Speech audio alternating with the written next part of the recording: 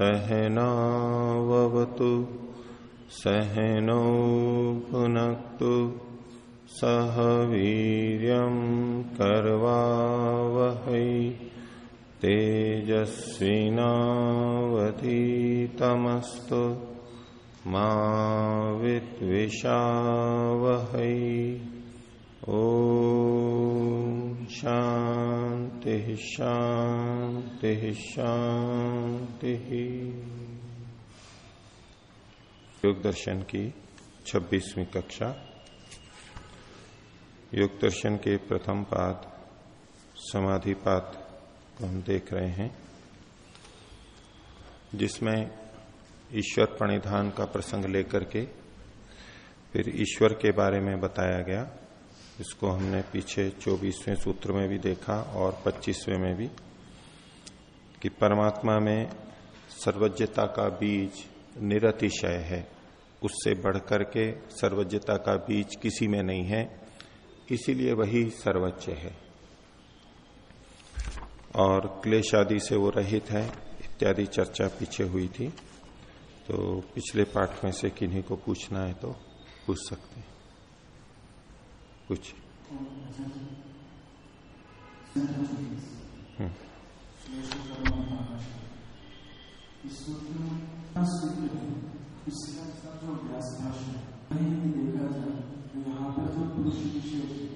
उससे तो ऐसा ही आपने लग रहा है कि जितने भी विशेष आत्मा है जो भोग से उन सबको ईश्वर है, क्योंकि यहाँ पर जो आगे केवल सारे जो लिखे हैं वो व्यास जी अपनी तरफ से लिखा होगा, वैसे ही लिखे हैं।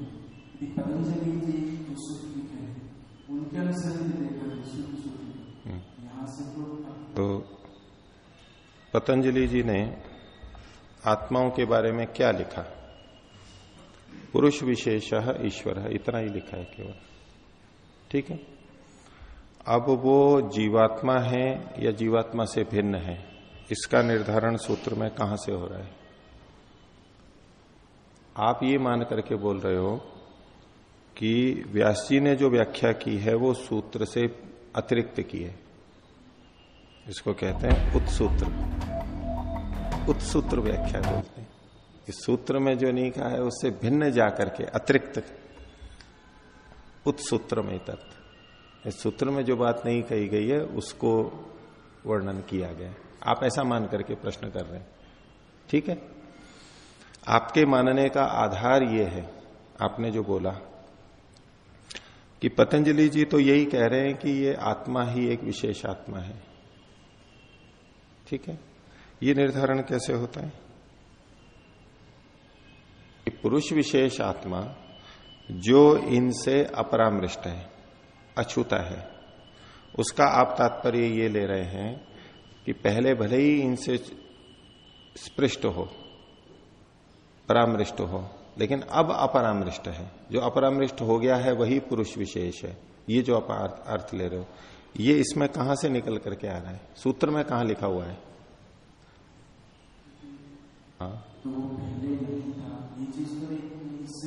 ऐसे नहीं था ना, और पहले था ये भी नहीं लिखा, इसमें लिखा हुआ है। तो आप ये अर्थ करके बोल रहे हो कि पहले तो वो इनसे परामृष्ट था और अब छूट गया है। ये जो आप अर्थ ले रहे हो, आपका जो कथन का आधार है वो यही तो है कि सूत्रकार ने ये लिख रखा है कि यहां जीवात्माएं जो पहले क्लेश कर्म विपाक से युक्त थी और अब छूट गई हैं, उन्हीं का वर्णन किया जा रहा है। अलग से तो किसी की बात है नहीं, और व्यास जी ने अलग से कर दी। तो आप जो सूत्र का अर्थ ले रहे हो वो मैं पूछ रहा हूं कि यहां कहां लिखा हुआ है? जो आप सूत्र पे आरोपित कर रहे हो कि ये तो सूत्रकार कह रहा है, ये आपको कैसे पता लग गया? सूत्र में कहां लिखा हुआ है कि ये आत्मा, ये पुरुष विशेष वो है जो पहले तो स्पृष्ट था और बाद में अब अपरामृष्ट हो गया, अब छूट गया है? ये कहां लिखा हुआ है इसमें? कुछ नहीं बोला है ना, पहले का नहीं लिखा है ना। तो आप उसी को आधार बना करके व्यास जी का खंडन कर रहे हो। तो व्यास जी तो ठीक है या नहीं है, लेकिन पहला तो आप ही पे प्रश्न आएगा कि आप एक पूर्व मान्यता बना करके आपने एक कल्पना की कि सूत्र तो ये कह रहा है, तो पहला प्रश्न तो यही आएगा कि सूत्र ये कह रहा है या नहीं कह रहा है। उस पर आप निरुत्तर हो, ये सूत्र तो नहीं कह रहा है ऐसा। तो जो आधार है, जिसके आधार पे आप आगे का निषेध कर रहे हो, वो आधार ही नहीं रहा, तो आगे की बात ही नहीं उठेगी। यहां अपरामृष्ट के ये भी तो अर्थ हो सकता है कि ना तो पहले क्लेश कर्म से युक्त था, ना भविष्य में होगा। ये भी तो हो सकता है, पहले इनसे युक्त था और अब रहित है, ये अर्थ आप ले रहे हो, ये भी हो सकता है। तो सूत्र से तो ऐसा कुछ निकल के नहीं आ रहा है ना। इसलिए ये कहना कि पतंजलि जी तो ये कह रहे थे और व्यास जी ने कुछ और लिख दिया, ये अपनी मान्यता को इसमें डाल करके करना है। पतंजलि जी के नाम पे अपनी मान्यता को करके और फिर खंडन करना है, ये निराधार है। ये आधार हो तो बताओ। ये वैदिक परंपरा का ग्रंथ है, वहां पुरुष को परमात्मा के लिए प्रयोग किया जाता है। पुरुष शब्द का आपके कथन में जो आ रहा है, उसमें आप पुरुष शब्द से केवल आत्मा का, जीवात्मा का ग्रहण करके बात कर रहे हो। क्या वैदिक परंपरा में पुरुष शब्द केवल जीवात्मा के लिए ही आता है? आया ना? नहीं पता, परमात्मा के लिए नहीं आता है। पुरुष शब्द परमात्मा के लिए नहीं आता है क्या? वो नहीं आता हो तो आप कह सकते थे, ये व्यास जी ने अपने उससे कर दिया है। पुरुष शब्द परमात्मा के लिए बहुत आता है। पूरा पुरुष सूक्त जो है वो पुरुष किसके लिए? परमात्मा के लिए है। यजुर्वेद में भी पुरुष सूक्त है, ऋग्वेद में भी है, अथर्ववेद में भी है, और पुरुष शब्द है। ततो ज्यायांश पुरुष पादोस्य विश्वाभूतानि त्रिपादस्यामृतम दिवि। ये कौन सा पुरुष है? तो आपके कथन में पुरुष मतलब जीवात्मा, ये मान करके एक मान्यता के आधार पर आप ये बोल रहे हो, वो प्रमाण से युक्त नहीं है। शास्त्र में पुरुष शब्द जीवात्मा के लिए भी आता है और परमात्मा के लिए भी आता है। आत्मा और परमात्मा ये दो शब्द ही हमारे यहां पर बहुत प्रसिद्ध है। अब परमात्मा शब्द में भी तो आत्मा शब्द पढ़ा हुआ है, पुरुष और परम पुरुष। तो आत्मा शब्द दोनों के लिए प्रयोग किया जाता है, लेकिन जब कुछ विशेषता लगा दी जाती है वो परमात्मा के लिए तो निश्चित होता ही है। और सामान्य रूप से भी आसपास के लक्षणों को देख करके हम पुरुष शब्द का निर्धारण करते हैं। तो ये पुरुष विशेष, पुरुष तो दोनों हैं और उससे भिन्न कहा जा रहा है इसको, ये पुरुष विशेष है। और जो जीवात्माएं हैं वो क्लेश कर्म विपाक आशय से युक्त होती हैं, इसमें कोई संदेह नहीं है। तो उससे जो बचा हुआ है वो कौन है? वो ईश्वर है, उससे भिन्न है। यही तात्पर्य इसमें निकल के आता है। व्यास जी ने इसी बात को खोला है, क्योंकि केवल सूत्र को देख करके जिनको पृष्ठभूमि पता नहीं है उनको भ्रांति हो सकती है। वो कह सकते हैं कि यहां तो केवल जीवात्मा का ही वर्णन है। तो इसीलिए तो व्यास जी ने सारा खोला है। बोलिए।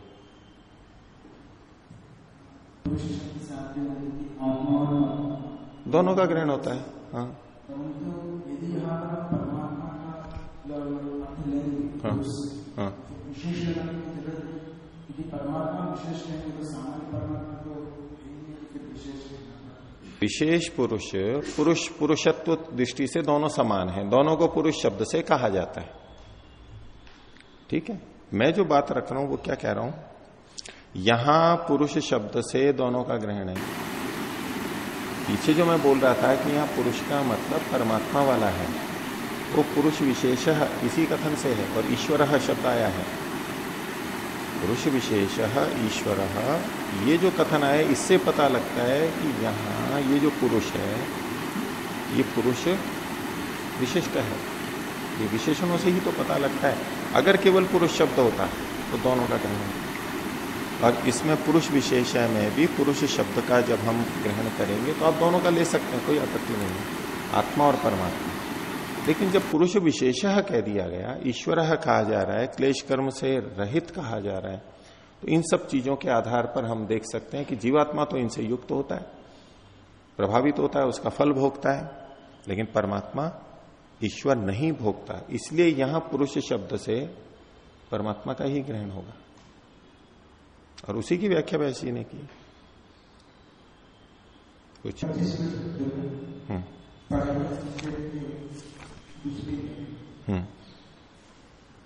यहाँ कहा है प्रत्येक समुच्चय अतीन्द्रिय ग्रहणम अतीन्द्रिय ग्रहणम अल्पम बहुरीति। उत्तर है का थोड़ा या अधिक, भी ज्ञान के कई क्षेत्र हो सकते हैं। किसी कोई छोटी वस्तु है थोड़ा ज्ञान है, किसी कोई चीज सूक्ष्म है उसके बारे में ज्यादा है, थोड़ा अधिक, ये सर्व को ग्रहण करने के लिए है। किसी को कहें कि भाई इसको सारी जानकारी है, छोटी बड़ी सारी जानकारियां हैं, छोटी बड़ी सारी जानकारियां हैं, इसका क्या मतलब है? सारी जानकारियां हैं। अल्पम बहु, ये जो छोटा बड़ा शब्द है ना, छोटी मोटी सारी बातें, छोटी है बड़ी, वो वस्तुओं की ज्ञान की दृष्टि से है। कुल मिला करके तो संपूर्ण ज्ञान एक ही हो गया, सारा मिला करके। लेकिन छोटी वस्तुओं से संबंधित, लघु वस्तुओं से संबंधित अल्प ज्ञान है, बड़ी वस्तुओं या सूक्ष्म वस्तुओं से संबंधित अधिक ज्ञान है, अलग अलग होता है। तो उस सबको हम मिलाएंगे तो अल्पम बहु, चाहे अल्प हो बहु हो, कम से कम या अधिक से अधिक, सूक्ष्म से सूक्ष्म, बड़े से बड़ा, अधिक से अधिक, कम से कम, सबका ग्रहण करने के लिए इस शब्द का प्रयोग किया जाता है, अल्पम बहुरीति। अंतिम से दूसरे में आदि परमात्मा जब वेद का ज्ञान देता है तो वो ऋषियों के अंतःकरण में देता है। निर्माण चित्तम अधिष्ठाय और जिज्ञासमानाय तंत्रम प्रोवाच, उनके अंतःकरण में देता है, उस बात की तरफ संकेत है यहां पर। तो मुख से बोल करके नहीं देता है, जानने वालों ने कान से नहीं सुना, वो उनके चित्त में अंतःकरण में ही सीधे दे दिया गया, ऐसा वो ज्ञान है। तो निर्माण चित्तम अधिष्ठाय, उसका आधार करके, और क्योंकि परमात्मा ने ये चित्त बनाए हैं, उनको दिए हैं, और उसी के अंदर वो है, और अंदर ही अंदर वो उनको ज्ञान दे देता है, ये तात्पर्य है। नहीं, आत्मा में नहीं, अंतःकरण में। चित्त मतलब जो अंतःकरण है उसमें, क्योंकि जो ज्ञान रहेगा संस्कार रूप में वो चित्त में ही रहेगा, जैसे अभी रहता है। अभी जो हम प्रमाण आदि से जानते हैं, प्रत्यक्ष आदि से, वो सब कहाँ रहता है? संस्कार रूप में, वही चित्त में, अंतःकरण में रहता है। ऐसे ही उसमें रहता है, यस्मिन ऋच साम यजुंशी यस्मिन प्रतिष्ठिता रत्ना भाव विवारा तन्मे मनः शिव संकल्पमस्तु। तो ये जो सारा ज्ञान है वो मन में रह सकता है, मन में आता है, परमात्मा ने वो अंतःकरण में दिया, उसकी तरफ संकेत है। सृष्टि के प्रारंभ में वो अंतःकरण में दे देता है, उसके देने का तरीका ही यही है, तो और कोई तरीका है नहीं। वो पुस्तक लिख करके नहीं देता है, वो सुना करके बोल करके नहीं देता है, वो रिकॉर्डिंग करके नहीं देता है, अंतःकरण में देता है सीधा। ठीक है, पूछिए और किन्हीं को पूछिए।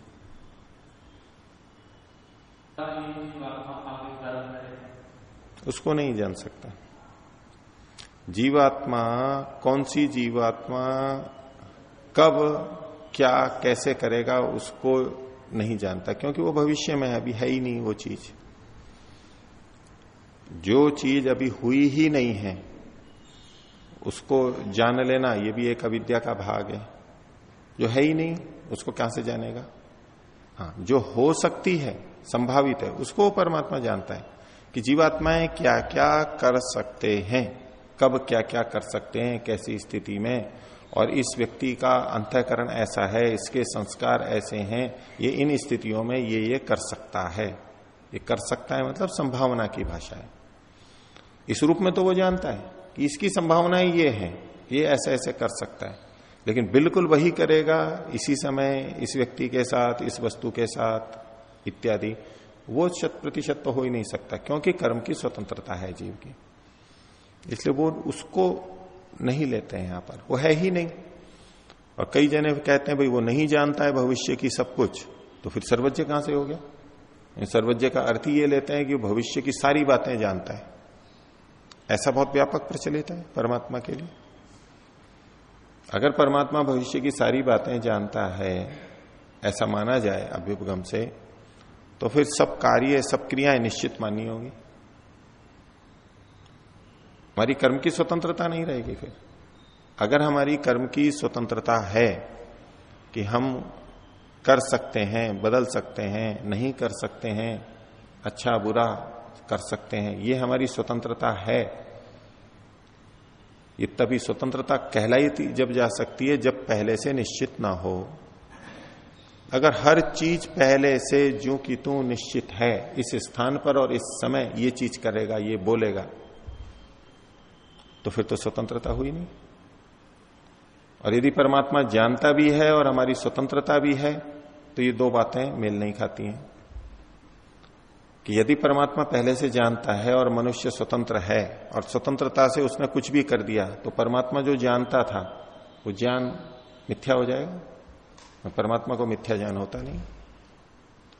पहली बात, जो चीज है नहीं, जिसकी संभावना नहीं है, अभी जिसका निश्चय नहीं है, वो क्रिया ही नहीं हुई है, तो उस क्रिया को वो नहीं जान सकता है। हो रही है, जानेगा कि अभी हो रही है, हो चुकी है, जानता है कि हो चुकी है, ये पूरा पूरा जान लेता है।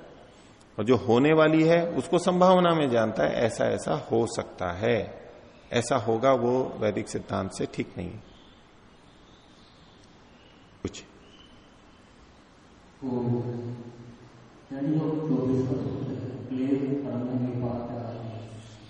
इसमें यदि हम विशेष इस पर पुण्य लेते हैं, केवल पुरुष ही लेते हैं, तो यहाँ पुरुष से दोनों का ग्रहण हो जाता है, केवल उसका परमात्मा का ग्रहण हो, क्योंकि आत्मा है कि परमात्मा का पुरुष है। कर सकते हैं। इनका प्रश्न ये है कि यहां सूत्र में जो पुरुष विशेष है ईश्वर है कहा, इसमें विशेष शब्द नहीं लगाते, केवल इतना सूत्र होता है, क्लेश कर्म विपाकाशयी अपरामिष्ट पुरुष ईश्वर। इससे भी वही अर्थ आ जाता है, आपत्ति नहीं है इसमें भी। लेकिन वो अपरामृष्ट है, पुरुष है, और फिर ईश्वर शब्द बोल दिया है, आ सकता है। लेकिन इस स्पष्टता के लिए कहा जा सकता है, क्योंकि पुरुष तो दोनों तरह के होते हैं। अपरामृष्ट जिस पुरुष की बात कही जा रही है, ये सामान्य पुरुष नहीं है, ये विशेष पुरुष है। सामान्य पुरुष भी अपरामृष्ट होता है, लेकिन वो पहले कभी इससे युक्त था, बाद में उससे रहित भी हो जाता है मुक्ति में। तो यहां पुरुष विशेष कहा जा रहा है, सामान्य पुरुष नहीं लिया जा रहा है। अब पुरुष विशेष कौन सा होगा?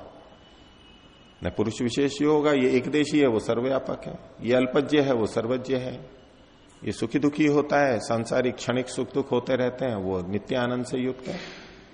ये सारी उसकी, ये बंधन में आता है, वो बंधन में नहीं आता, ये विशेषता है उसकी, ये पुरुष विशेष है। बाकी पुरुष तो समान है। तो वो पुरुष विशेष, स्पष्टता के लिए विशेष शब्द लगाना अच्छा है। नहीं लगाते तो भी व्याख्या से तो हम वही अर्थ लेते हैं, वही लिया जा सकता था, लेकिन स्पष्टता के लिए होता है।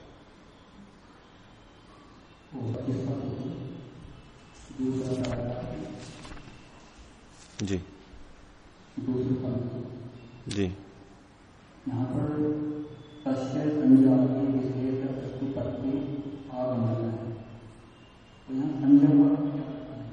संज्ञा मतलब नाम, जैसे कि ओम नाम है, परमात्मा का ओम एक नाम है, ओम उसकी संज्ञा हो गई, और परमात्मा संजीव हुआ, संज्ञा वाला हुआ, नाम वाला हुआ।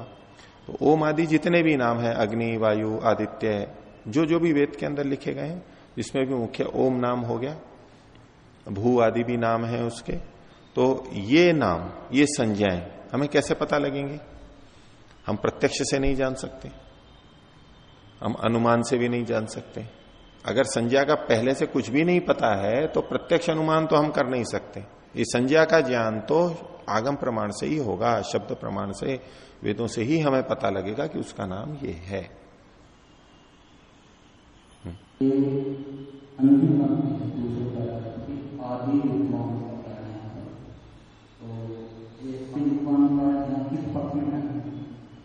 आदि विद्वान जो सबसे मूल विद्वान है, आदि मतलब कारण को बोलते हैं, कारण रूप में जो विद्वान है, जानने वाला है। सब विद्वानों का भी जो कारण है, आधार है, सबसे पहला, सबसे मुख्य जो विद्वान है, जानने वाला है, परमात्मा।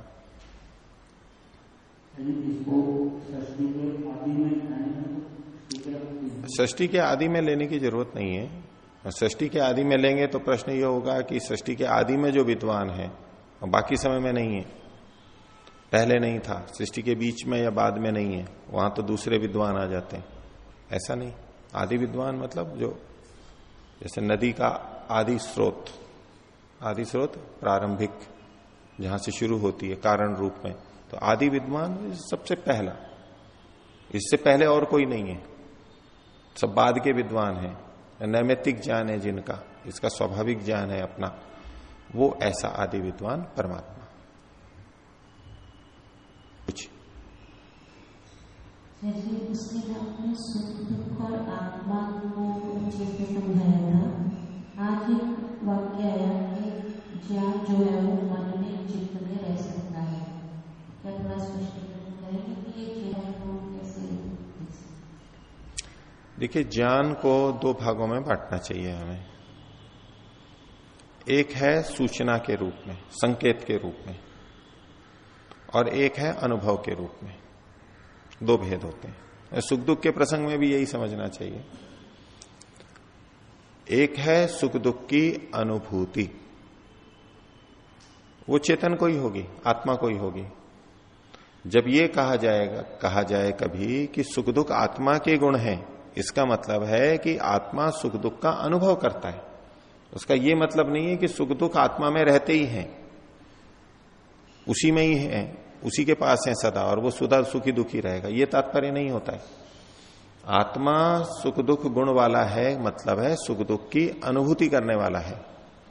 जैसे कि आत्मा शब्द स्पर्श रूप रस की अनुभूति करने वाला है, जानने वाला है, लेकिन इसका यह मतलब नहीं कि उसमें शब्द स्पर्श रूप रस गंध होवें। अब ज्ञान की बात आती है। ज्ञान के दो भाग हैं, एक है सूचना के रूप में संग्रहित होना और एक है उसको जानना, बोध होना। तो ज्ञान का जो बोध रूप है, ज्ञान वृत्ति है, पीछे जो बात आई थी बुद्धि वृत्ति और ज्ञान वृत्ति, तो जो ज्ञान वृत्ति है जिसको इस शब्द से बोलते हैं, अभिप्राय है वहां जो अनुभूति है वो तो चेतन को ही होगी, वो चित्त को, मन, बुद्धि, अंतःकरण किसी को नहीं होगी, ये जो अनुभूति है।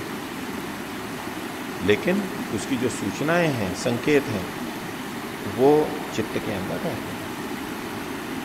अब इसको लौकिक उदाहरण से समझें कि हम किसी पुस्तक में कह सकते हैं कि इसमें ज्ञान है, पुस्तक में ज्ञान है, इसको हम कह सकते हैं नहीं कह सकते?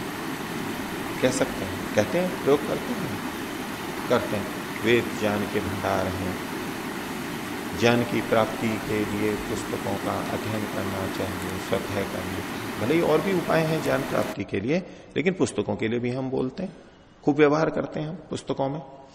ठीक है, आजकल हम तंत्रजाल है, इंटरनेट है, इससे भी करते हैं, वहां भी कुछ लिखते हैं, पढ़ते हैं, लिखते हैं, सुनते हैं, देखते हैं, जो भी है उससे हमारे को ज्ञान होता है बहुत सारा। अब ये जो पुस्तक में ज्ञान कहा जा रहा है वो किस रूप में है? क्या पुस्तक चेतन है कि हम उसमें ज्ञान शब्द का प्रयोग कर रहे हैं? हमें निश्चित है कि पुस्तक जड़ है, लेकिन फिर भी हम वहां प्रयोग कर रहे हैं। तो वहां तात्पर्य क्या है ज्ञान का? कि ज्ञान जिससे प्राप्त होता है वो संकेत वहां पर लिखे हुए हैं। जैसे भाषा में ये संकेत छपी हुई है, यानी उसमें ज्ञान के संकेत है, उसको पढ़ के हमें ज्ञान होता है। अगर वो नहीं हो तो हमें ज्ञान नहीं हो पाता, वो वाला ज्ञान जो वहां लिखा हुआ है। जैसे कोई पत्र आता है और पत्र में जो समाचार लिखे हैं उसका ज्ञान हमें कब होता है? उसको पढ़ने से ही होता है। तो बोले उस पत्र में सारी जानकारी लिखी हुई है, उस सरकारी आदेश में सारी सूचनाएं लिखी हुई हैं, सारी जानकारी दी हुई है, आवेदन पत्र में सारी जानकारियां दी हुई हैं, सारा ज्ञान वहां पर है। इसका क्या मतलब होता है? वहां सूचनाएं संग्रहित है। तो ज्ञान का जो सूचना वाला भाग है, जब हम कहते हैं कि चित्त में ये रहते हैं, तो वो सूचना वाला भाग है। जैसे कि हम सीडी डीवीडी में कुछ लिख लेते हैं, अंकित कर देते हैं, और हार्ड डिस्क में आजकल आती हैं जो पेन ड्राइव है, ऐसे जो भी संग्रह के हैं, कंप्यूटर के हैं, जहां वो स्मृति के रूप में रह जाता है, ये जो सारा है वो सारा ज्ञान वहां पर रखा हुआ है। तो ये सब संकेत है। हम वाणी में कहते हैं, वाणी में सारा ज्ञान है। वो वाणी चाहे लिखी भी हो चाहे बोली जा रही हो, वाणी के माध्यम से हम ज्ञान को प्राप्त करते हैं, एक दूसरे के अनुभव को प्राप्त करते हैं। अब ये वाणी के अंदर भाषा में ज्ञान है या नहीं है? है ना ज्ञान? लेकिन ये भाषा और ये कोई चेतन तो नहीं है, ये माध्यम बनते हैं ज्ञान का, इसलिए इनमें ज्ञान है ये कथन होता है। और लेकिन जो जानना है, अनुभूति है, बोध है, वो केवल चेतन को ही होगा। तो बस इसी तरह से जब ये कथन होता है कि चित्त में ज्ञान है या परमात्मा ने अंतःकरण में ज्ञान दिया, तो उसका मतलब यह है कि वहां वो सूचनाएं उन्होंने अंकित कर दी। अब बोध जो होगा वो तो चेतन को ही होगा। आगे योग दर्शन में आएगा कि विवेक का अधिकरण क्या है, विवेक कहां रहता है, वो चित्त में ही माना है, अंतःकरण में माना है।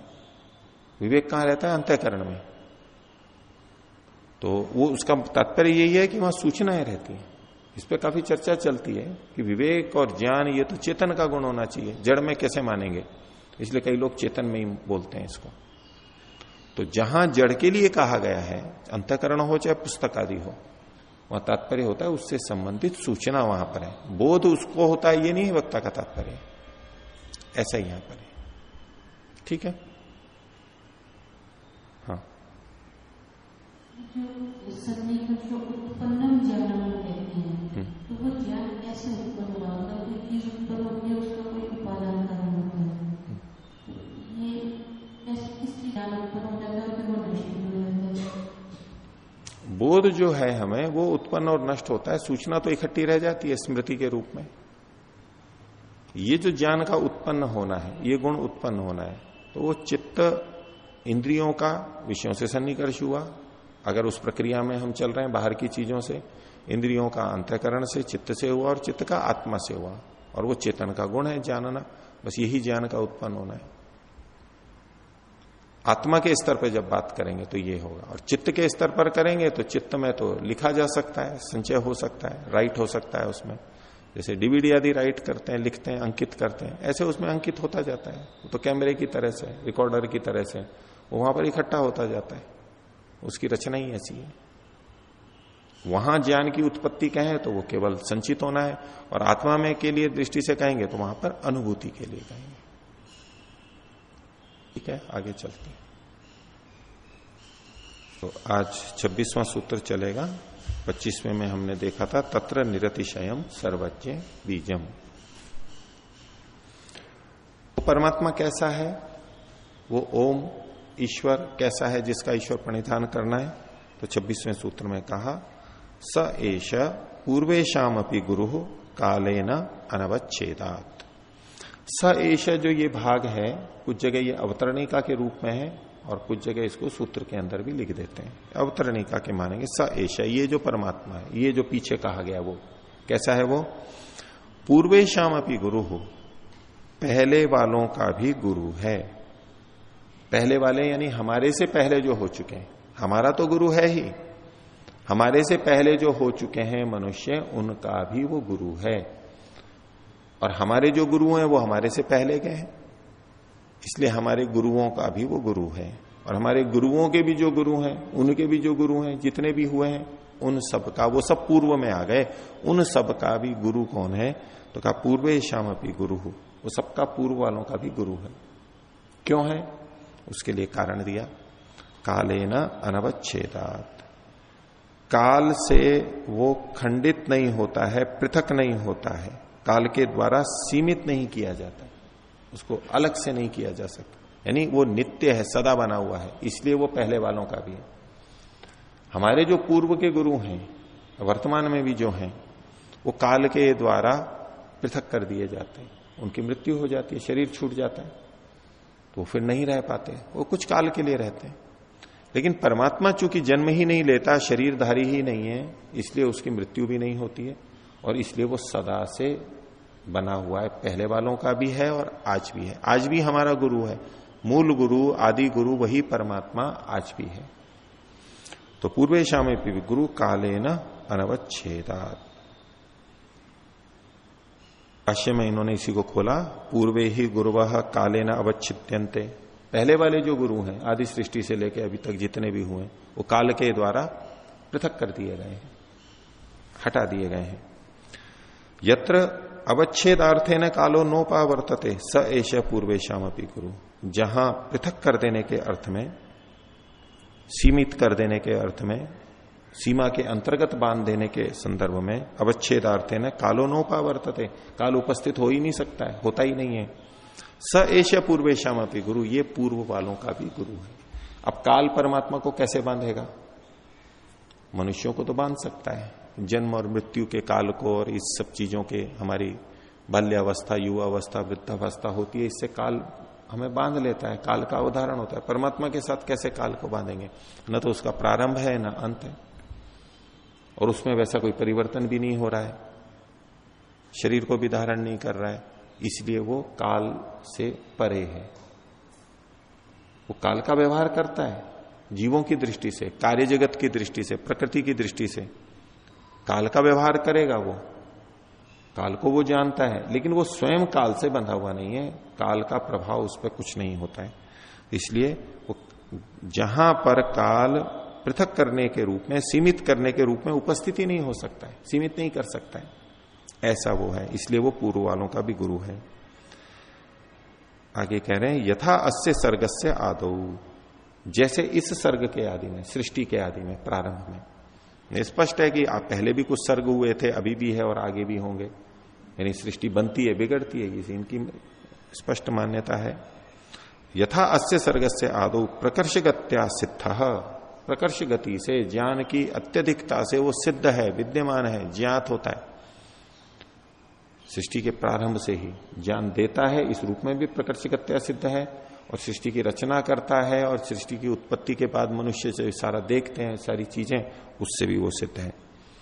तथा अतिक्रांत सर्गादिशु भी प्रत्येतव्य, इसी प्रकार से इस सर्ग से अतिक्रमण करके आगे और पीछे के दोनों का, भविष्य का तो है ही और पीछे का भी, सब में भी यही प्रत्येतव्य जानना चाहिए, समझना चाहिए, अनुमान कर लेना चाहिए।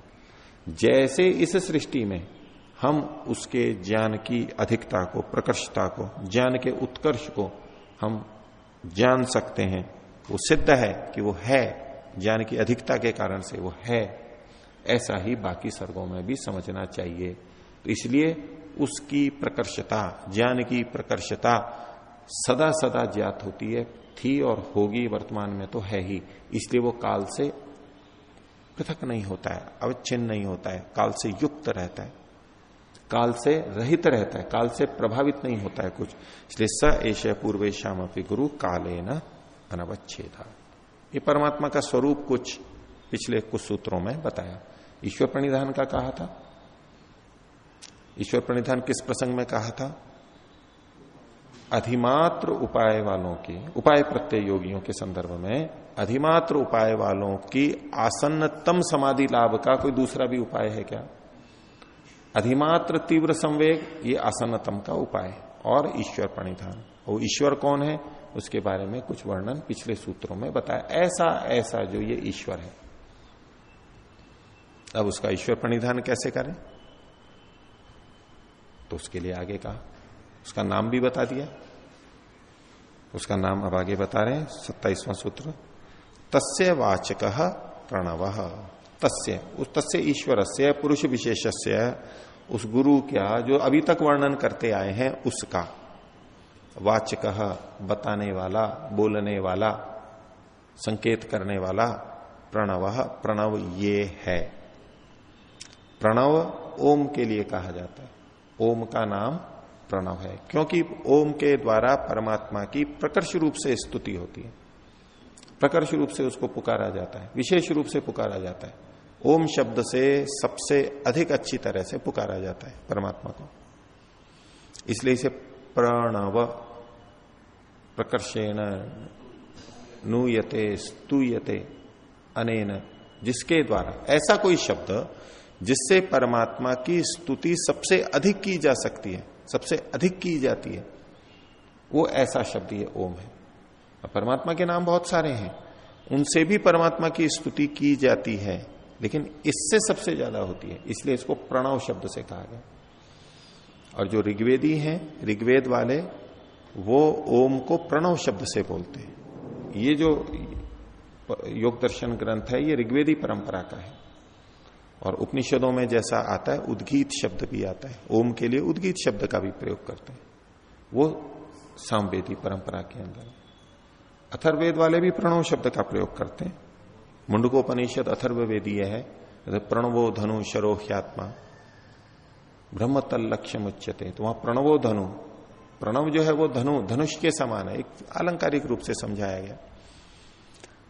तो प्रणव शब्द से भी ओम को कहा जाता है, उद्गीत शब्द से भी कहा जाता है। उसको ऊंचे ऊंचे बोला जाता है, भावना से बहुत पुकार पुकार के बोला जाता है, उद्गीत है, और प्रकर्ष रूप से कहा जाता है, वो है ओम शब्द। तो उस परमात्मा का वाचक शब्द कौन है? ओम। हमारे यहां जो परंपरा रही है उपासना की, परमात्मा के ध्यान की, उसमें ओम शब्द सब जगह मिलेगा, व्यापक रूप से विद्यमान है, सबसे अधिक प्रस्तुत है। वेद मंत्र भी रहते हैं और उसमें ओम शब्द भी बहुत रहता है, मंत्रों के साथ भी जुड़ा रहता है और अलग से भी रहता है। इस शब्द की तुलना और किसी शब्द के साथ में नहीं मिलती। और बहुत सारे शब्द परमात्मा के लिए आए हैं, लेकिन जहां उपासना का, जप का प्रसंग आता है, वहां ओम शब्द ही मुख्यता से किया जाता है। तो इससे परमात्मा की स्तुति सबसे अच्छी तरह क्यों होती है? तो ओम शब्द अवधातु से बनता है, व्याकरण में, संस्कृत में अवधातु से बनता है। अवधातु के बहुत सारे अर्थ हैं, 20 अर्थ हैं। उन सारे अर्थों की दृष्टि से देखें तो भी इसमें बहुत सारे अर्थ दिखेंगे, तो सब आएंगे। तो एक ही धातु के इतने सारे अर्थ हैं, यानी ये शब्द इतनी जगह पर प्रयोग हो सकता है, इतनी तरह से हो सकता है, इतने अर्थों को अपने में समेटे हैं। तो एक तो अर्थों की अधिकता है, 20 अर्थ हैं, और दूसरा उसका जो पहला अर्थ है वहां पर, वो रक्षण अर्थ है, रक्षा करना। अब ये रक्षा करना, ये अपने आप में इतना बड़ा है कि इसमें सारी चीजें आ जाती हैं। तो गायत्री मंत्र का अर्थ करते हुए, ओम का अर्थ करते हुए महर्षि ने लिखा भी है संस्कार विधि में, ओम परमात्मा का मुख्य निज नाम है।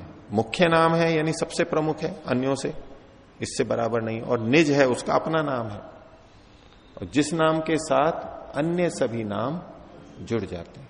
अन्य जितने नाम हैं, अन्य जितने नामों के अर्थ हैं, वो सब इसके अंदर सम्मिलित हो जाते हैं। तो उसका एक कारण तो यह है कि इस धातु के जिससे बना है ओम शब्द अव, उसके 20 अर्थ हैं, और एक उसमें कारण है कि उसका जो पहला अर्थ है रक्षण, वो परमात्मा के जितने भी गुण हैं वो रक्षण में ही, रक्षण के अंतर्गत आ जाते हैं। परमात्मा को यदि हम रक्षक मान रहे हैं, सर्वरक्षक मान रहे हैं, तो सब चीजें आ जाएंगी उसमें।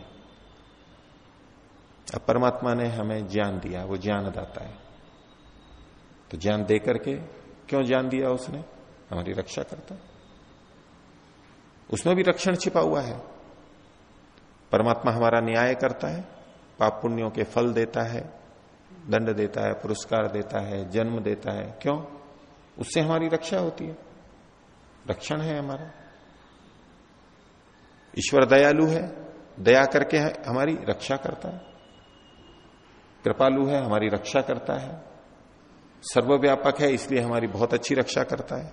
सर्वज्ञ है, इसलिए वो बिल्कुल ठीक ठीक रक्षा करता है हमारी। परमात्मा हमारे लिए जो भी कुछ करता है वो सब रक्षा के अंतर्गत आ जाएगा।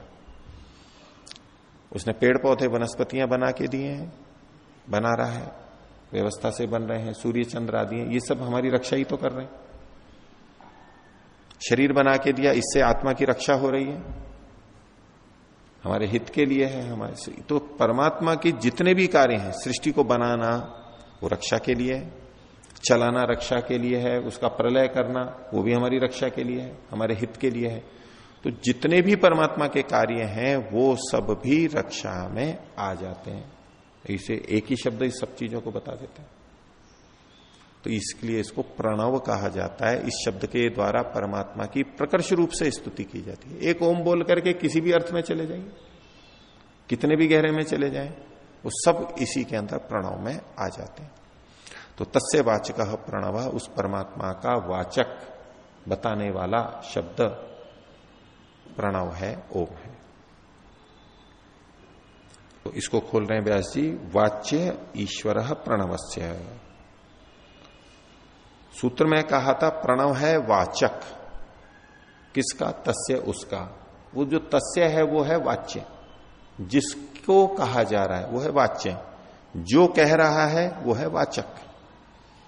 तो वाच्य कौन है?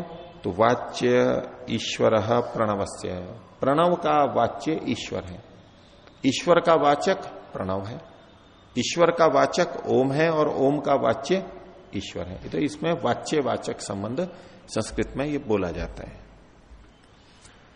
तो ये तो इन्होंने सूत्र का तात्पर्य बता दिया। अब एक प्रसंग उठा रहे हैं कि ये जो वाच्यवाचक संबंध बना हुआ है ईश्वर का, ईश्वर के साथ में ओम का, ये संबंध बन कैसे गया है?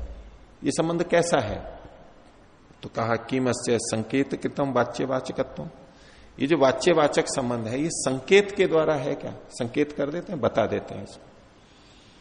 जैसे हमारे अपने कुछ कुछ नाम हैं, हमारा अपना अपना अस्तित्व है, शरीर आदि है, और हमारे नाम हैं, तो हमारे नाम का पता हमें कैसे होता है? दूसरे को कैसे पता लगता है? हमें भी अपने नाम का पता कैसे लगा? दूसरों ने बताया। ये दूसरों ने बताया, यही संकेत करना होता है। भाई देखो इनका नाम ये है। व्यवहार में हम करते ही हैं, पूछते हैं जी आपका नाम क्या है, वो बताते हैं मेरा नाम ये है, तो वो संकेत ही तो हो गया।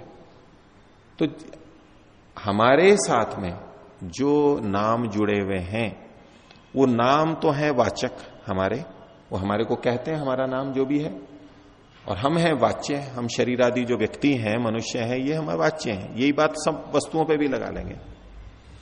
तो हमारे नाम यानी वाचक का हमारे साथ, वाच्य के साथ में संबंध कैसा है? संकेतकृत है। बताने से हमें पता लगता है। क्या हमारे साथ में हमारे नाम का संबंध पहले से था या संकेत के बाद ही हुआ है? कब प्रारंभ हुआ हमारा? ठीक है, हमारा नाम पहले से, एक दूसरे का हमारा नाम जो भी है वो बचपन में माता पिता ने या औरों ने रख दिया, या हमने अपना नाम रख दिया, जैसे भी हुआ। अब उसके बाद में हम बताते रहते हैं, एक दूसरे को लिखते रहते हैं, और हमें हमारा व्यवहार चलता रहता है। लेकिन ये बताना, संकेत भी तो कभी प्रारंभ हुआ है, वो संकेत से ही हुआ है, ये इसका नाम है।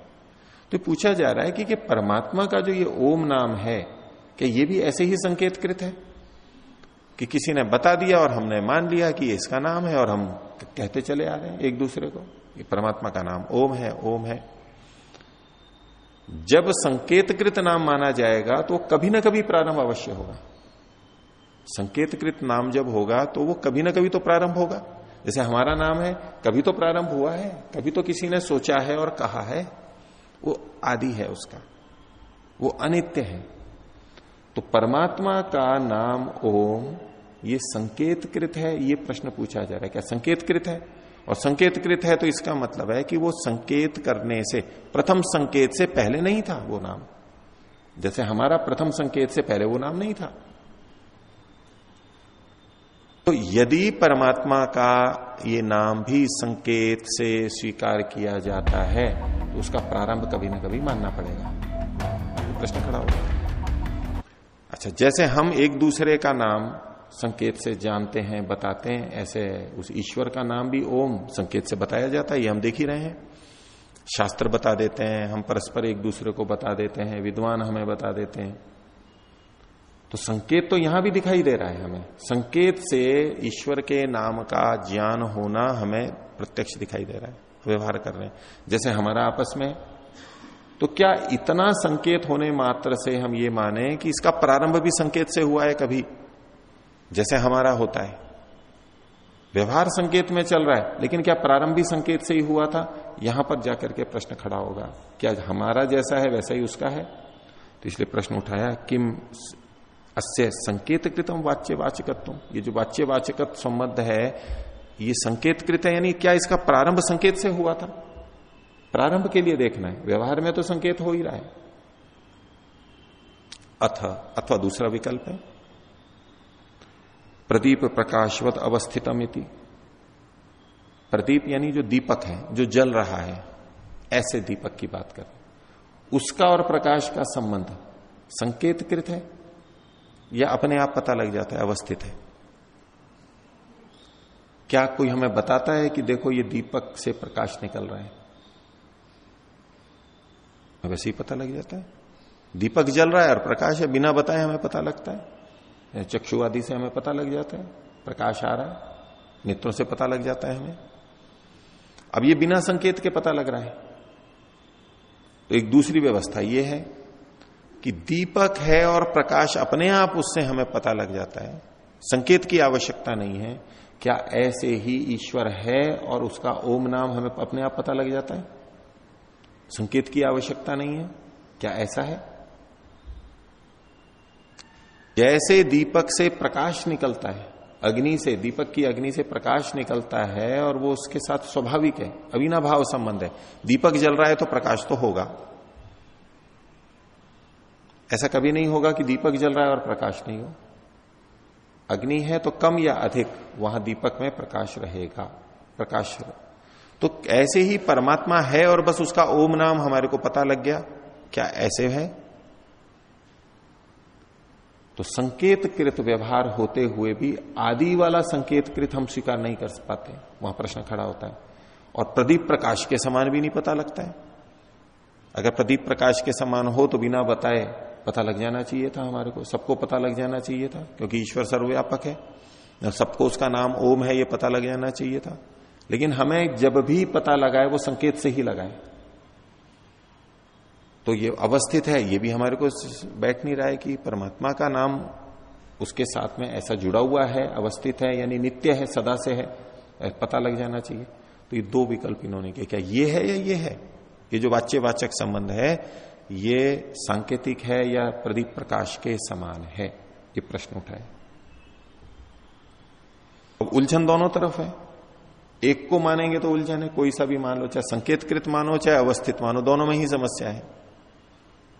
तो इसका उत्तर आगे दे रहे हैं। तो बोले स्थितो अस्य वाच्यस्य वाचकेन सह संबंधः।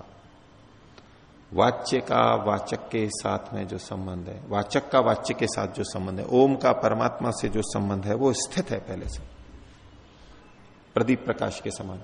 लेकिन अब प्रदीप प्रकाश के समान ये नहीं है कि जैसे दीपक के जलने से प्रकाश अपने आप पता लग जाता है हमें, ऐसा नहीं है ये। लेकिन स्थित तो है। स्थित कैसा है कि जब जब जब जब से दीपक है तब से प्रकाश है, यावत द्रव्य भावी। अब प्रदीप तो अनित्य वस्तु है, इसलिए वो कभी ना कभी उत्पन्न हुआ है, इसलिए प्रकाश भी कभी ना कभी उत्पन्न हुआ है, उस संदर्भ में देखेंगे तो। लेकिन परमात्मा चूंकि नित्य है और संबंध इसका पहले से अवस्थित है।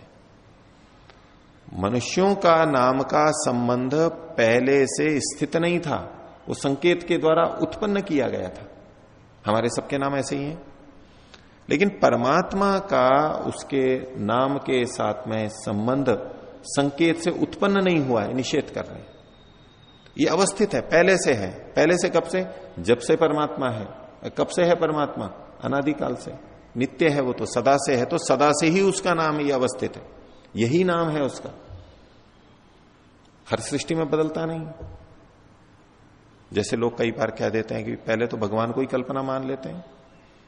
ये तो लोगों को ठीक तरह चलाने के लिए एक डर उत्पन्न कर दिया गया है, एक शक्ति का। वास्तव में तो कुछ नहीं, कल्पना है, मनुष्य की बुद्धि की कल्पना है। तो वो उसकी कल्पना है तो नाम की भी कल्पना है। अब आगे कभी और कोई नाम रख देगा कोई अगली सृष्टि में। तो कहना नहीं, ये जो प्रणव ओम नाम है ये इसका नित्य संबंध है, ये सदा से है, ये ऐसा नहीं है, संकेतकृत नहीं है, ये स्थित है। स्थितो अस्य वाच्य से वाचकेन सह संबंध। तो बोले लेकिन हमारे को तो पता नहीं लगता है प्रदीप प्रकाश के समान, इसको अपने आप तो पता नहीं लगता है। बोले नहीं, संकेत से तो पता लगेगा, पता तो हमें संकेत से ही लगेगा। तो ना तो ये हमारे नाम और हमारे साथ में जो संकेतकृत संबंध है वैसा है, और न ये प्रदीप प्रकाश के समान अपने आप पता लगने वाला है। दोनों ही पूरे पूरे नहीं घटते, उसमें एक एक भाग घटता है। प्रदीप प्रकाश के समान परमात्मा के साथ ओम का संबंध पहले से अवस्थित भी है, और अवस्थित होते हुए हमारे द्वारा बताए जाने पर, किसी परस्पर बताए जाने पर संकेत से वो पता भी लगता है। ये दोनों तरह है। इसलिए कहा स्थितो अस्य वाच्य से वाचकेन सह संबंध संकेतस्तु ईश्वर से स्थितम एवं अर्थम अभिनयति। और ये जो संकेत से हमें पता लगता है ये परमात्मा का ओम के साथ में पहले से विद्यमान जो संबंध है उसी को केवल बताता है, जनाता है, नया नहीं करता है। जैसे हमारे नाम का संबंध संकेत से पहली बार बताया जाता है, जब पहली बार होता है, बाद में तो फिर वही चलता रहता है, लेकिन वो उत्पन्न किया जाता है। ऐसा परमात्मा के साथ में उत्पन्न नहीं होता है ये ओम नाम का संबंध, तो सदा से था, लेकिन संकेत पहले से विद्यमान को बता रहा है। उदाहरण के लिए यथा अवस्थित पिता पुत्रयोः संबंध संकेतेन अवद्योत्यते, ये पिता है और ये पुत्र है, ये जो संबंध बताया जाता है ये संबंध नया नहीं बनाया जाता है, वो संबंध तो पहले से था। हालांकि ये भी अनित्य है, लेकिन फिर भी एक समझाने के लिए बता रहे हैं। जैसे पिता पुत्र का संबंध पहले से विद्यमान हो और फिर कह दिया जाए कि ये पिता है ये पुत्र है, ये जो कथन है संकेत से केवल उसको बताया जा रहा है, उत्पन्न नहीं किया जा रहा है संबंध को। शब्द के द्वारा संबंध उत्पन्न नहीं किया जा रहा है, पहले से विद्यमान संबंध बताया जा रहा है। तो ऐसे ही हम जब ओम शब्द का संबंध ईश्वर से जोड़ते हैं, बताते हैं, समझते हैं, ये पहले से विद्यमान को केवल बताया जाता है, ये उत्पन्न नहीं किया जा रहा है। संकेतेन अवद्योत्यते, पिता पुत्र के ही समझा रहा है। अयम अस्य पिता अयम अस्य पुत्र है, ये इसका पिता है और ये इसका पुत्र है, ये जो संबंध बनाया जाता है। आगे सर्गांतरेषु अपि वाच्य वाचक शक्ति अपेक्षा तथैव संकेतः क्रियते। सर्गांतरों में भी, ये सर्ग भी चल रहा है, ऐसे ही अन्य सर्गांतरों में, जैसे पीछे कहा था पूर्वेशाम अपि गुरु कालेन अनवच्छेदात, अन्य सर्गांतरों में भी, अन्य सर्गों में भी यही बात है, यही बात नाम के लिए है। तो सर्गांतरों में भी वाच्यवाचक शक्ति की अपेक्षा से तथैव संकेतः क्रियते, इसी प्रकार से संकेत होता है, हर बार यही संकेत होता है, हर सृष्टि में यही होता है। इसको महर्षि दयानंद वेद के ऊपर भी बोलते हैं कि वेद ज्यों के तू है, ऐसे के ऐसे हैं, वर्णानुक्रम अर्थ सब कुछ ऐसा ही है, पहले भी ऐसा ही था, अभी भी ऐसा ही है, आगे भी ऐसा ही होगा। ये सृष्टि भी पहले ऐसी बनी है, आगे भी ऐसी ही बनेगी। उसका ऐसी ही बनेगी का मतलब नहीं है जहां मनुष्य की कर्म की स्वतंत्रता है कि हर सृष्टि में ऐसे ही ये भवन बनेगा, ऐसा मतलब नहीं है। हर जगह यही पेड़ होगा, यही पेड़ बोया जाए, ऐसा नहीं है। मतलब ऐसे ही पेड़ होंगे, कभी यहां हो सकता है, वहां हो सकता है, पृथ्वी में भी थोड़ा अंतर हो सकता है, लेकिन होगा ऐसा ही, रचना ऐसी ही होगी।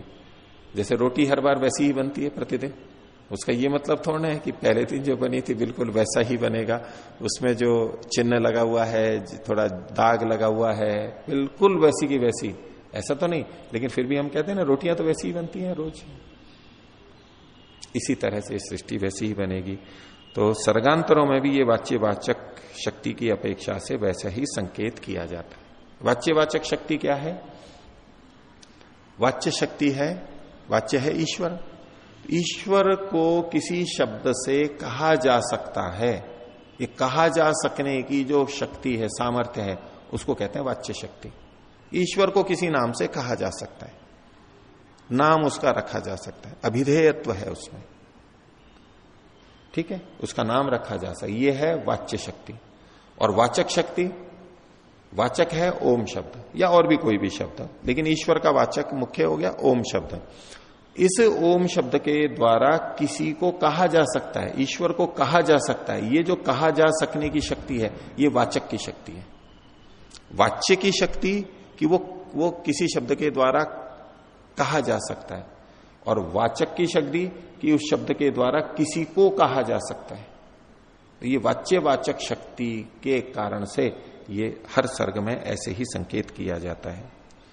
आगे संप्रतिपत्ति नित्यतया नित्य शब्दार्थ संबंध, ये जो शब्द और अर्थ का संबंध है, विशेष रूप से यहां ईश्वर और उसके नाम का, यहां इस प्रसंग में जो हम देखेंगे कि शब्द और अर्थ का संबंध है, ये संप्रतिपत्ति नित्यतया, संप्रतिपत्ति कहते हैं ज्ञान को, फिर से उसको याद करना, बार बार वैसा ही होना, आवृत्ति होना, उपलब्धि होना, उस उपलब्धि की नित्यता के कारण से शब्दार्थ संबंध नित्य है।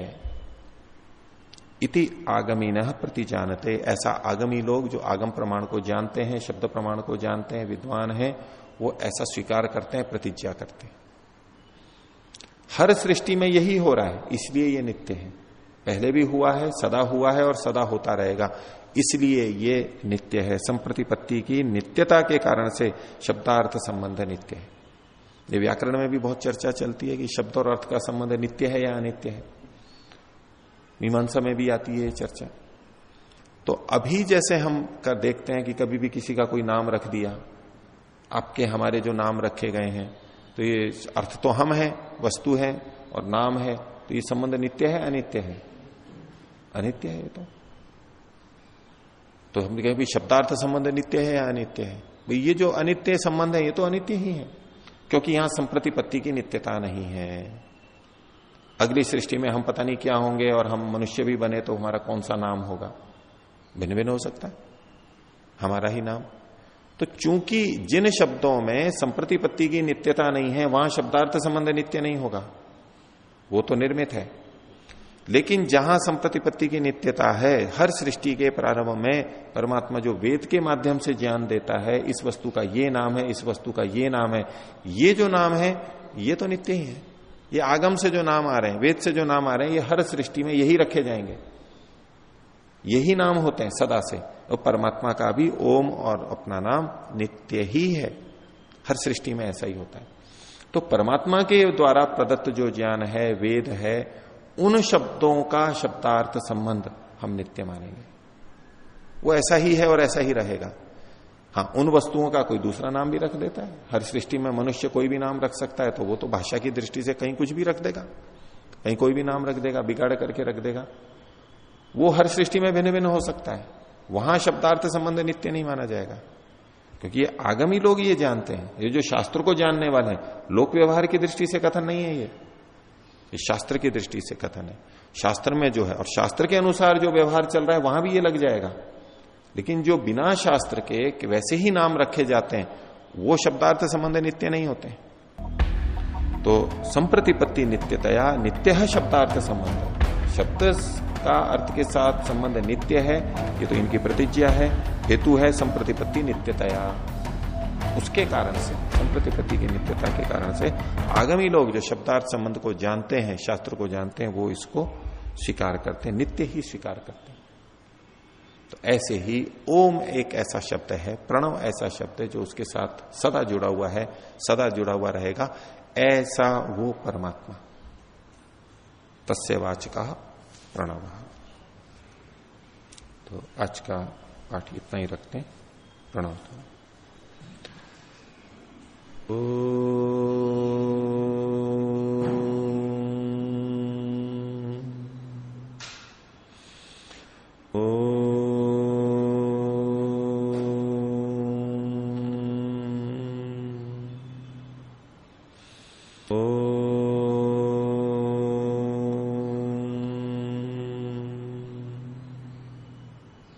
सभी को सदर विवादन। ओम।